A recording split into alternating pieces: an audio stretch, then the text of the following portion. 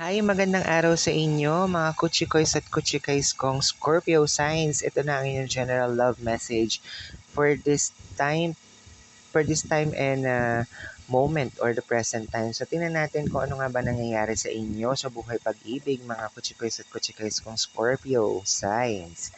Ayan, and lagi ko sasabi, take what is only resonating with you or tumutugma sa inyo. At kung hindi tumutugma, iwanan nyo na lamang po mga kuchikoys at kuchikays kong Scorpio signs. At kung ito man ay tumutugma sa inyong reading natin sa ngayon mga kuchikoys at kuchikays kong Scorpio signs, ay kayo naman po ay ating nirerekomenda or inihikayat na mag-comment sa ating comment section box para malaman natin na nagre-resonate nga sa inyo ang ating reading. Ayan.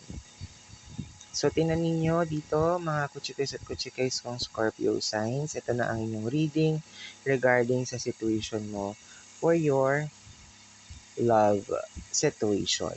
Okay. So, sa mga Scorpio signs out there, so nakikita ko rito, may mga bagay na maaaring inililihim ka sa iyong partner. Ang ilan sa inyo may naglilihim, nakikita ko. At the same time, the Chariot, the Hangman, and Page of Wands is here.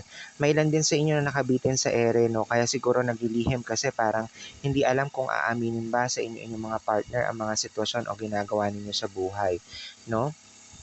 And may mga bagay na dapat pagdesisyonan ng maayos dito mga Scorpio signs.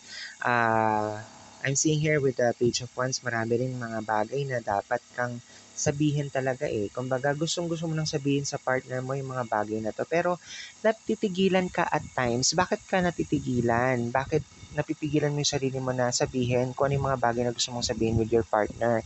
Kung hindi naman ito ay masamang intensyon o hindi naman ito magdudulot ng sigalot or hindi pagkakaunawaan sa inyong sitwasyon ng inyong partner, mga Scorpio signs.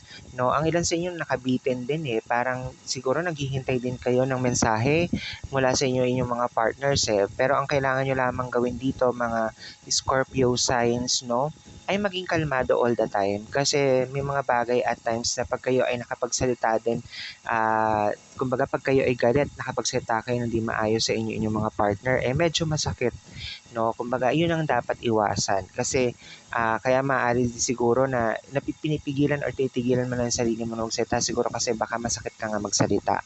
But then again, in terms of the love situation, pag-usapan ninyo maayos ng iyong partner kung ano yung mga plano ninyo sa buhay para mas maging maayos at maging long term pa ang relationship ninyo. Kasi ang mga ilan sa inyo nakabitin lang sa ere. Mara naghihintay nga lang ng mga mensahe sa inyo inyong mga partners, no?